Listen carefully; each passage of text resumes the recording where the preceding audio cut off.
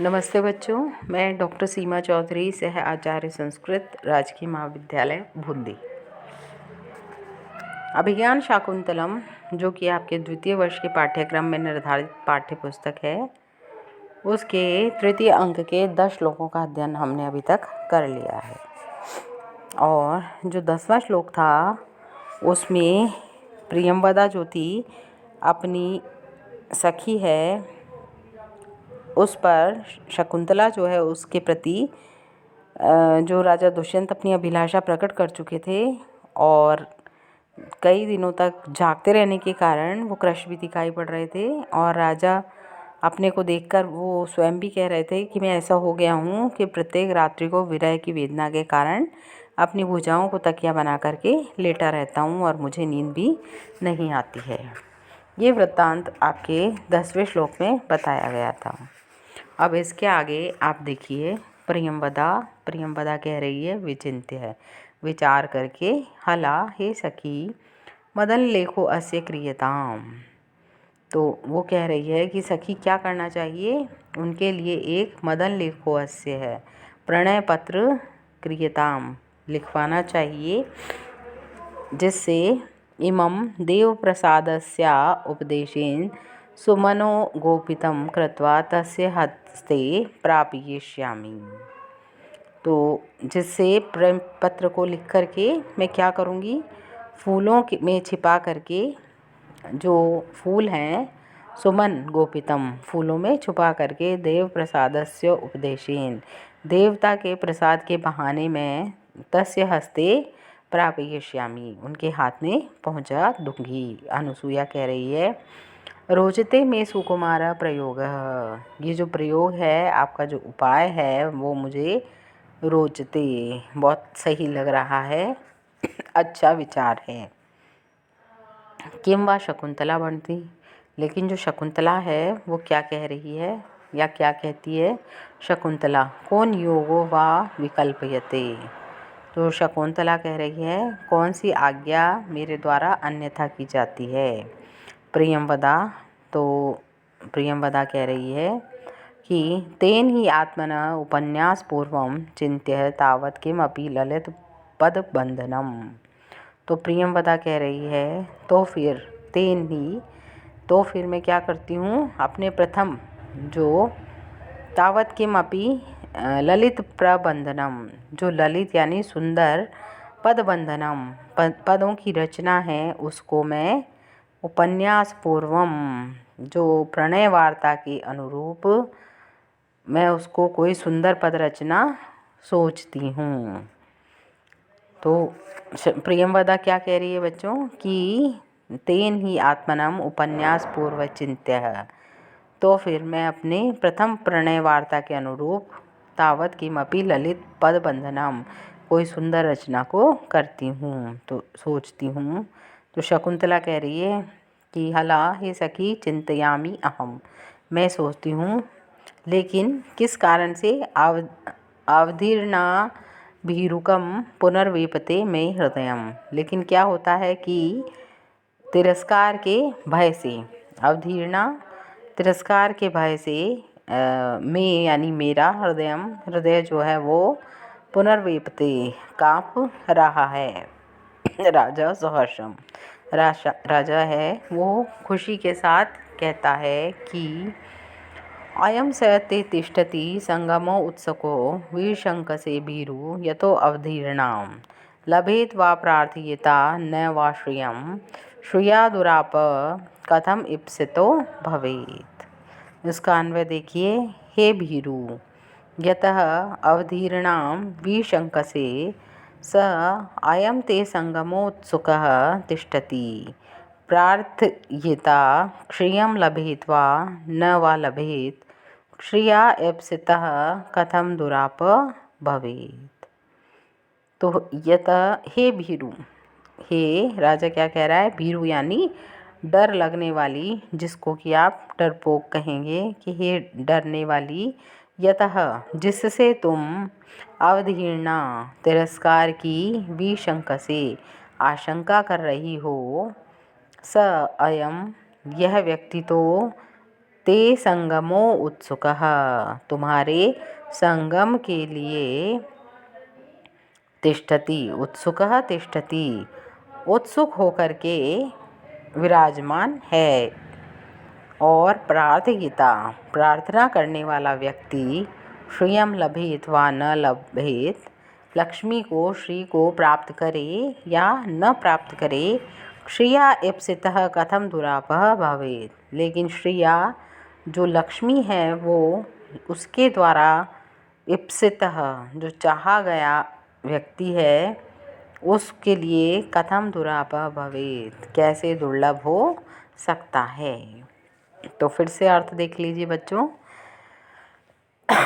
राजा क्या कह रहा है खुशी के साथ, जो हे भीरू, हे डरने वाली शकुंतला, यतः अवधीर्णा विशंकसी, जिससे तुम अवधीर्णा तिरस्कार की आशंका विशंकसे कर रही हो, स अयम, यह तो वह व्यक्ति तो, ते संगमो उत्सुकः तिष्ठति, तुम्हारे संगम के लिए उत्सुक तिष्ठति यानी विराजमान है, या तुम्हारे संगम के लिए वे बड़ा ही उत्सुक है। प्रार्थयिता, जो चाहता है व्यक्ति, प्रार्थना करने वाला है, उसको श्रियम लभेत वा न वा लभेत, लक्ष्मी मिले या ना मिले, अर्थात जो चाह रहा है ज़रूरी नहीं है उसे वह चीज़ मिल जाए, लेकिन श्रिया जो लक्ष्मी है, इप्सितः जिस व्यक्ति को चाहे, वो कथम दुरापः भवेत्, वो कैसे दुर्लभ हो सकता है। अर्थात लक्ष्मी जहाँ जाना चाहती है, जिसके पास वो जाना चाहे, तो ये कैसे असंभव हो सकता है, अर्थात संभव ही नहीं हो सकता है। तो यहाँ बच्चों जो प्रियंवदा के द्वारा ये बात कही गई कि यदि ऐसा है तो एक सुंदर गीति सोचकर दुष्यंत के लिए लिखो, तो शकुंतला क्या कह रही है कि सोचती तो हूँ लेकिन तिरस्कार के कारण मेरा हृदय कांप जाता है, जिसे सुनकर के दुष्यंत कह रहा है इस बात को श्लोक में कि अरे भीरू, तुम जिसे निरादर की आशंका कर रही हो वह यह, मैं तो तुम्हारे से मिलने के लिए उत्सुक खड़ा हूँ, लक्ष्मी चाहने वाले को मिले या न मिले, लेकिन जिसे स्वयं लक्ष्मी चाहे वह उसे न प्राप्त हो, ये कैसे हो सकता है। अर्थात ऐसा असंभव है कि जिसे लक्ष्मी चाहे उसे वह न मिले। यहाँ शकुंतला लक्ष्मी है, राजा उसको प्राप्त करना चाह रहा है, वह उसे प्राप्त हो या न हो, पर शकुंतला द्वारा वांछित दुष्यंत उसके लिए कभी भी दुष्प्राप्य नहीं हो सकता। अतएव शकुंतला की प्राप्ति के विषय में दुष्यंत का शंका करना उचित है, लेकिन दुष्यंत की प्राप्ति के विषय में शकुंतला को शंका करने की ज़रूरत ही नहीं है। ये जो श्लोक है बच्चों, इसमें अंतिम जो 2 चरण हैं उनमें सामान्य से विशेष का समर्थन किया गया है, इसलिए अर्थांतरन्यास अलंकार है। क्योंकि यहाँ राजा ये बात कहना चाहता है कि तुम्हारे से प्रार्थना किया जाता हुआ मैं तुम्हारे लिए कैसे दुर्लभ होऊंगा, अर्थात कैसे भी नहीं। यहाँ प्रार्थयिता में प्र, अर्थ, निच और त्रच की धातु का प्रथमा है। इससे आगे अब आप देखिए सख्यो, तो वो कह रही हैं, सखियाँ जो हैं वो क्या कह रही हैं, अयि आत्मगुणा अवमानिनी, अरे अपने गुणों की अवमानना करने वाली, क इदानीम, ऐसा कौन है जो शरीर निर्वापयित्रीं शारदिं ज्योत्स्नां पटान्तेन वारयति। तो क इदानीम, ऐसा अब इस समय कौन व्यक्ति है जो शरीर के संताप को, शरीर निर्वापयित्री, शरीर के संताप को शांत करने वाली, शारदी ज्योत्स्नाम, जो शरदकालीन चंद्रिका को वस्त्र के आंचल से, पटान्तेन वारयति, वस्त्र के आंचल से, वारयति यानी रोकता है, अर्थात कोई भी ऐसा नहीं है। मतलब ये है कि शरदकालीन चांदनी के समान हृदय को आनंद देने वाली तेरा वे कभी भी तिरस्कार नहीं करेंगे। तो शकुंतला सस्मितम, शकुंतला मुस्कुराहट के साथ, नियोजित इदानीम अस्मि, तो मैं अब जो तुमने नियोजित किया है, निर्देश दिया है, उसके अनुसार कार्य में संलग्न होती हूँ, उस काम में लग जाती हूँ। इति उपविष्टा चिंतयति, ऐसा इस प्रकार से उपविष्टा बैठ करके चिंतयति विचार करती है, सोचती है। राजा स्थाने खलु विस्मृत निमेषेण चक्षुषा प्रियाम अवलोकयामि, तो राजा क्या कह रहा है, अब उचित अवसर पर अपलक दृष्टि से प्रिया को देखता हूँ।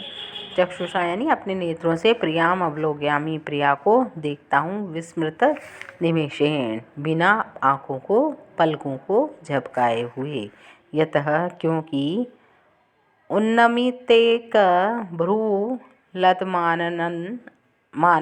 अस्या पदानि रचयन्त्या कंटकितेन प्रथयति मय अनुरागम कपोलेन। तो इसका अन्वय देखिए बच्चों, पदानि रचयन्त्या अस्याः उन्मितेक भ्रूलतम आननम कंटकितेन कपोलेन मयि अनुरागम प्रथयति। तो पदानि रचयन्त्या, पदों की रचना करती हुई, अस्याः इसका मुख, उन्नमितेक भ्रूलतम जिसमें कि लता के तुल्य एक भ्रू यानी भौं को उन्नति ऊपर चढ़ा लिया गया है, ऐसे कंटकितेन कपोलेन जो रोमांचित कपोलों के द्वारा मयि अनुरागम प्रथयति मेरे प्रति अनुराग को, प्रेम को प्रथयति प्रकट कर रहा है। तो जो शकुंतला है वो किस प्रकार का उसका वर्णन किया गया है कि पदानि रचयन्त्या, पदों की जो रचना कर रही है, तो अस्याः आननम इसका मुख कैसा हो गया है, उन्नमितेक भ्रूलतम लता के तुल्य एक भौं को ऊपर चढ़ा लिया गया है, और कंटकितेन कपोलेन और जो रोमांचित कपोल हैं उनके द्वारा मयि अनुरागम प्रथयति मेरे प्रति अनुराग को प्रकट किया जा रहा है। तो ये जो श्लोक है बच्चों, इसमें प्रणय पत्र को लिखती हुई शकुंतला का सुंदर चित्र बताया गया है। पत्र को लिखते समय शकुंतला चिंतन की मुद्रा में है, अतः उसकी एक भौं ऊपर की ओर चढ़ गई है। उसके हृदय में राजा के प्रति जो प्रेम का भाव उमड़ रहा है, उससे उसके कपोलों में रोमांच हो रहा है, और रोमांच से युक्त कपोलों से उसका अनुराग मेरे प्रति प्रकट किया जा रहा है। यहाँ उन्नमितेक में जब कोई व्यक्ति किसी पद को या गणित के किसी समाधान को पूरी शक्ति से सोचता है, तब उसकी एक भौं ऊपर की ओर हो जाती है और मस्तक पर सलवटें पड़ जाती हैं। चिंतन की यह मुद्रा वस्तुतः दर्शनीय होती है। इस श्लोक में कंटकितेन कपोलेन में अर्थापत्ति अलंकार का प्रयोग किया गया है, क्योंकि कपोल उसी अवस्था में रोमांचित होंगे जबकि हृदय में अनुराग होगा। अतः रोमांचित कपोलों से अनुराग का प्रकाशन होने से यहाँ पर अर्थापत्ति अलंकार का प्रयोग किया गया है। और उन्मितेक भ्रूलतम में भ्रूलता एव ऐसी व्याख्या करने पर उपमा अलंकार है। संपूर्ण पद्य में स्वभावोक्ति अलंकार है। यहाँ श्लोक में छंद बच्चों आर्य है, और अनुरागम जो प्रेम है इसकी 6 अवस्थाएं होती हैं रति की। उसमें रति की जो 6 अवस्थाएं हैं उसमें अनुराग का स्थान छठा है। तो यहाँ पर उन्मिते एक भ्रूलतम में उन्मिता एका भ्रूलता यस्मिन तादृशम बहुब्रीहि समास का प्रयोग किया गया है। और कंटकितेन में कंटक प्लस इतच की तृतीया विभक्ति का एक वचन है। अनुरागम में अनु प्लस रंज प्लस गए प्लस विभक्त्यादि का प्रयोग किया गया है। इस प्रकार से हमने आज ये 11 और 12 श्लोकों का अध्ययन किया है, जो कि अभिज्ञान के तृतीय अंक के हैं। आशा करती हूँ इसका अर्थ आपको समझ में आ गया होगा। अब इससे आगे हम अगली कक्षा में प्रारंभ करेंगे।